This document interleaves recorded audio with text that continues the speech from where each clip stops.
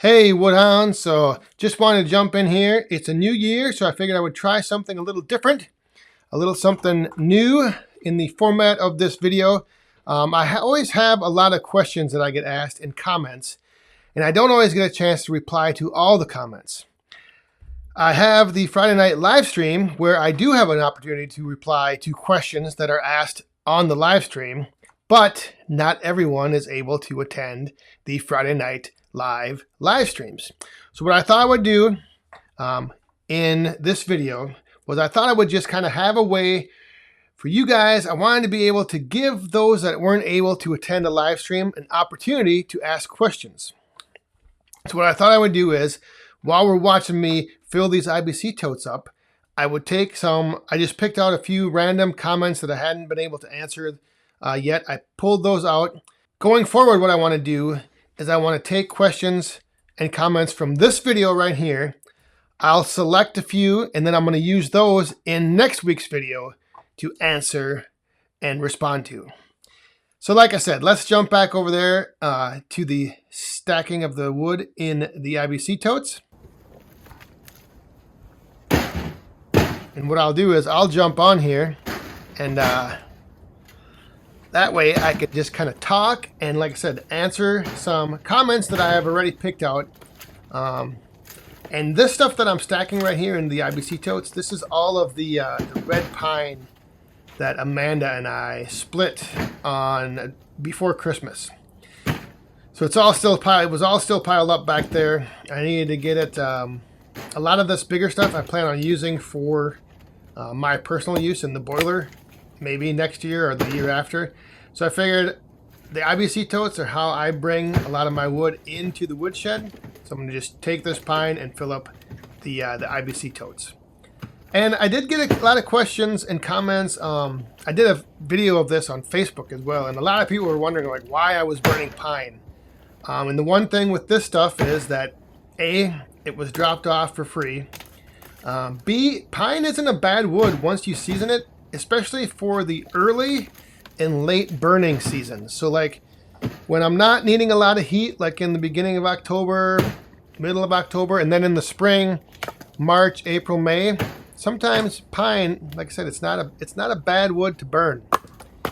All right, so what I'm going to do is I'm going to put one of the comments that I pulled out from a previous video. This one's from Mike A.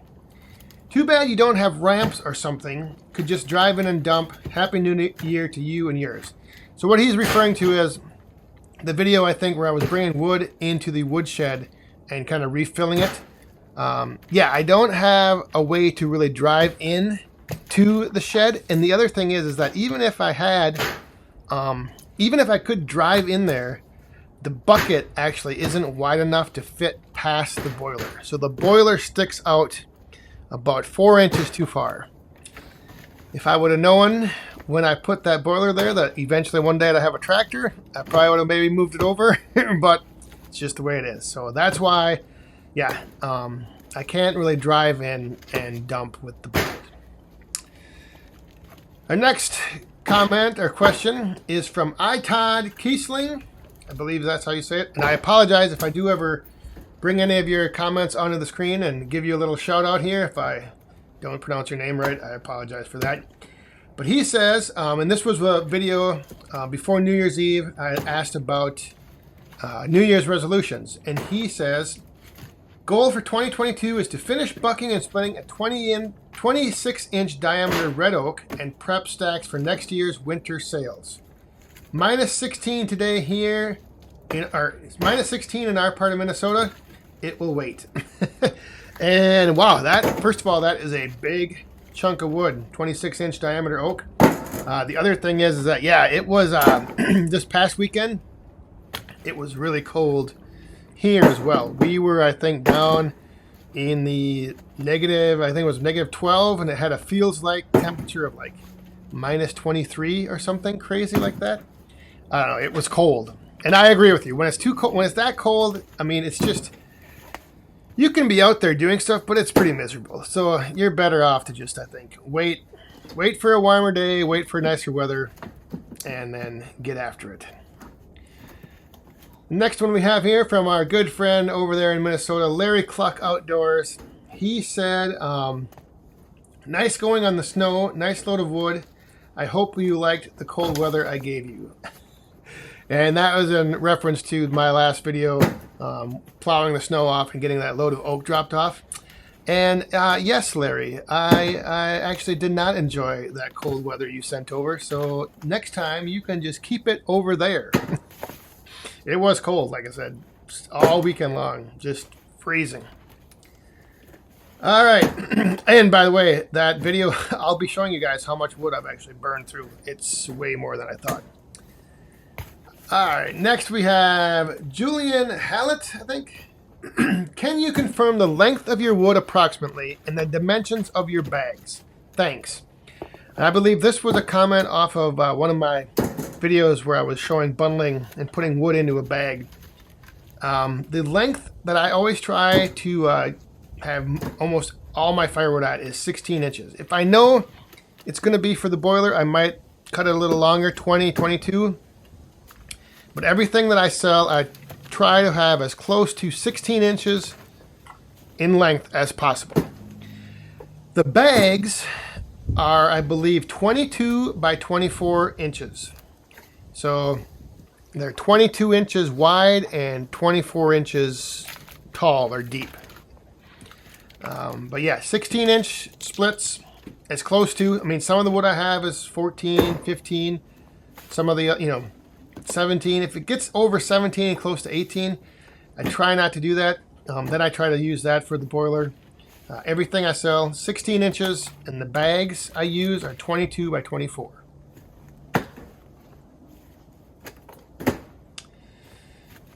Derek Schrader says, I started using the IBC, or the totes this year. The totes right there that I'm stacking wood in, I guess. What do you do with the plastic? So the plastic bladders from the IBC totes, what I did was I took the cubes and I cut them diagonally. You can see one right back there, right behind me. I cut them diagonally and then I used those as a lid or a cover for the totes once they are filled with wood. They generally fit on there pretty good. Sometimes I do have to strap them down. I have seen where you can cut just a square. You can like cut the sides and then use those for just flat tops, which I think sort of maybe work a little bit better and they might look a little bit better, because when you have like 10, 12 totes like I have, all lined up with those white teepees on them, it does look a little strange sitting back there in the wood yard. But yeah, you can see right there behind me, I basically what I did is I cut the bladders diagonally, corner to corner, top corner to bottom corner, and then I use those on top of the totes once they're full of wood to keep the rain off and let them sit all summer long. All right, next one up is from Andrew and Samantha Madison. Looks good, Dan. Did you just put the bucket in float while you had it down? Haven't used my Coyote for snow removal yet. Yes, this is in reference to the last video where I was plowing the neighbor's driveway. Yes, most of the time what I do is I'll lower it down and kind of get at an angle so it's scraping, and then I'll drop it into float mode and then just go. Sometimes I don't go into float mode, just if I know I'm going flat and there's no change in the elevation or anything, I'll just keep it kind of pushed the front, the edge of the bucket kind of tilted down a little bit, and I'll just go. But float mode is generally what I do try to use. And I don't know if you're hoping to be using your Coyote for snow removal soon, or if you're glad you haven't used it for snow removal yet, but it did work fine for me. I've plowed out my smaller driveway many times, and now, like I said, I just did my neighbors up there, and so next time we get some more snow, I'll probably be going back up there and doing some more snow removal with the Coyote. And the last one I'm going to address here tonight on this video, or today on this video, from Maple Hill Homestead. I'm always curious as to at what point chains become a necessity for tractor work. Are your rear wheels filled with fluid? Yes, my rear tires are filled with rim guard, beet juice, whatever it is. So yes, the rear tires are filled.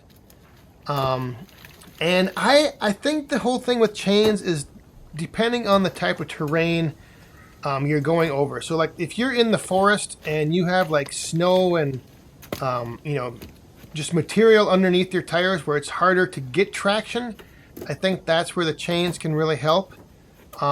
When I was on that pavement with my neighbor's driveway, I was wondering I don't know even if it would have been like ice underneath the snow, if chains would have really helped that much. But that was my main concern, and that's why I mentioned not having the chains. It's just that I thought maybe underneath the snow there was like it was more ice.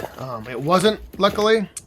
But yeah, I think generally chains on tire tractors are like when you're in the forest or when you're on, just going through snow and you're trying to get that added extra traction to just kind of really dig in and grip.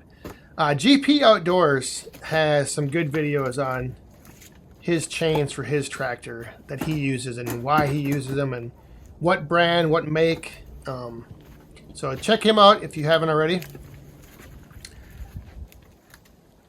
So, like I said, this is just something I'm just trying, a little something different, something I thought it would be kind of cool. I've seen some other channels that I watch where they like once a week, they take comments out of previous videos and answer those. And it gives viewers a chance to submit a question, have it answered. Like I said, not everyone can attend the Friday night live streams, even though if you ever get the chance, you should check it out because we have a pretty good time. And so I thought, what better way to maybe incorporate a little firewood action right here, watching me slave away, stacking this pine into these IBC totes. But, to just sit down and have that opportunity to answer some questions. And now, this video, if you're watching it and you have a question for me, leave a comment down below. Let me know your question, and then next week I'll do this again, and I'll pull those questions out from the comments and get back to you. So it's kind of a nice little way to not only answer questions, reply to comments, but also give a couple shout-outs along the way. And who wouldn't like that? Who doesn't like that? Shout-outs are always good. Answering questions and comments, always good as well. So thanks for watching. Let's see here. Yeah, I hope you guys enjoyed. We'll go into the little sign off here, and we'll let you enjoy a little bit more stacking, and then things will get wrapped up. So until next time, stay safe, have fun, and be cool.